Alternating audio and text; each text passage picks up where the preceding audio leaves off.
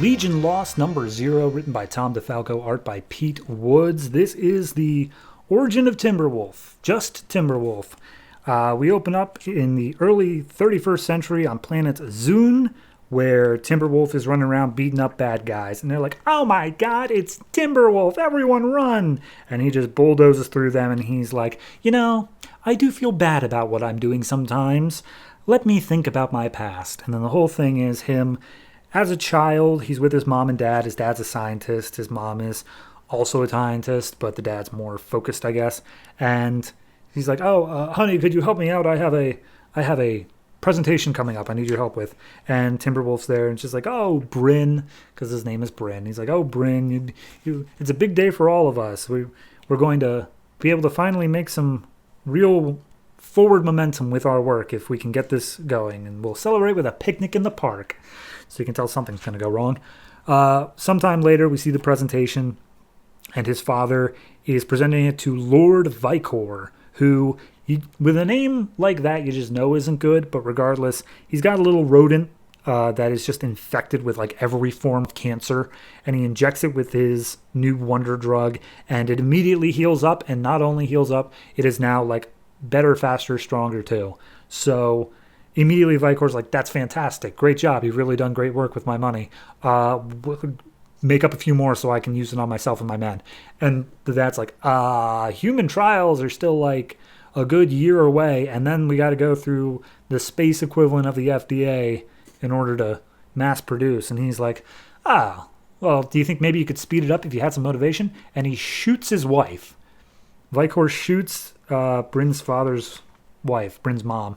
And he's just like, what did you do? And he's like, just use it on her. You could save her life if you move fast enough. But then, like, she, like, straight up dies, like, immediately. Like, there's no time that would be able to work. And so Vicor's like, well, I'm sure you'll do better next time. Remember, you have a son. I'm going to be back in a month. And if you don't have it all ready to go by then, I'm going to kill him. Also, you're not allowed to leave the building. Bye.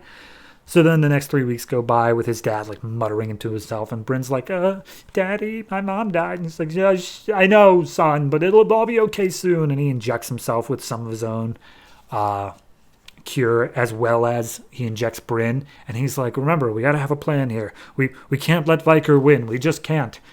So the month finally ends, and by the way, it's Bryn Londo. So he's like, Dr. Londo, are you here? Where are you? And the doctor opens up the door, and he's like, oh, I'm here, but I bet you didn't expect me to do this. And he like immediately lunges at Vicor, and Vicor's entire crew just unloads on him. Just like, no, actually, we very much expected you to do that. So do you have another vial somewhere before you bleed out to death? And before he's able to do anything, Bryn comes down from the rafters and just starts tearing apart Vicor and his crew. Like, he's fully attacking. And immediately the doctor's like, okay, Bryn, you gotta go. Get out of here. Like we discussed. I'm gonna join your mom. And Bryn's like, no, Daddy, no. And he's like, do it. So he's about to self-destruct the place. Bryn manages to escape. And Vicor manages to get his hands on one last little vial of serum. And then seemingly, does he escape? Does he not escape? He escapes. And for the next however many years, Bryn was forced to live down on the streets, down in the bad part of town. And he was constantly finding himself fighting for those who couldn't defend themselves, using his superhuman abilities that he gained from the serum. And he's constantly been looking for Vicor the whole time. And he's going up against people. And finally, he gets word of somebody who's like a dealer under Vicor. And he's like, tell me where he is. Tell me where I can get to him.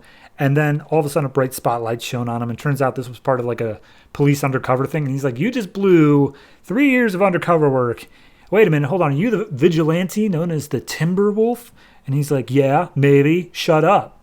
And he's like, yeah, okay. Hey, if you're going after Vicor, like, if you know where he is, just call us, because we can break the cycle of violence. Like, you don't got to kill him. And he's like, yeah, okay, sure, bye. And he just disappears. And so he keeps on looking, but he keeps that in mind. He's like, maybe I should break the cycle of violence. But in the end, he does find Vicor, breaks in through his window, and Vicor's like, oh my god, dude, I've been leaving you breadcrumbs for like years. How did it take you this long to find me? You are like a shit detective.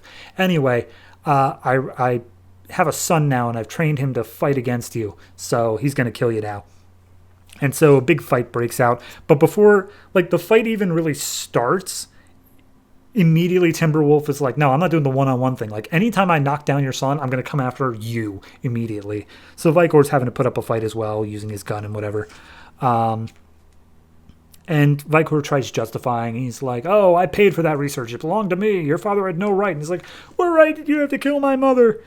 So anyway, Timberwolf finally gets into a one-on-one fight with the son of Vicor.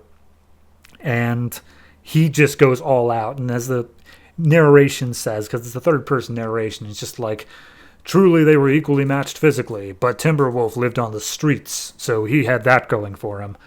And in the end, he's about to kill Vicor's son. And then Vicor's like, wait, please, he's my son.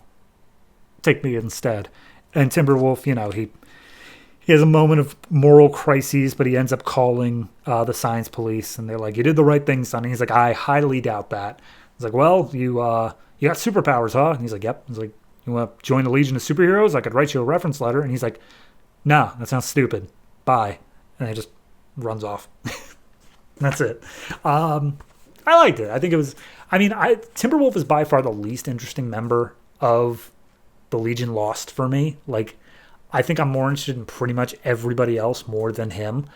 So the fact that we managed to focus on him for this, it's like, okay, I guess. You want him to be your Wolverine, make him your Wolverine. But I was still I didn't care that much for Timberwolf. This adds at least a little bit of depth, but it is falling issue to the fact of I didn't care about him going into it, so there was only so much you could make me care going out of it.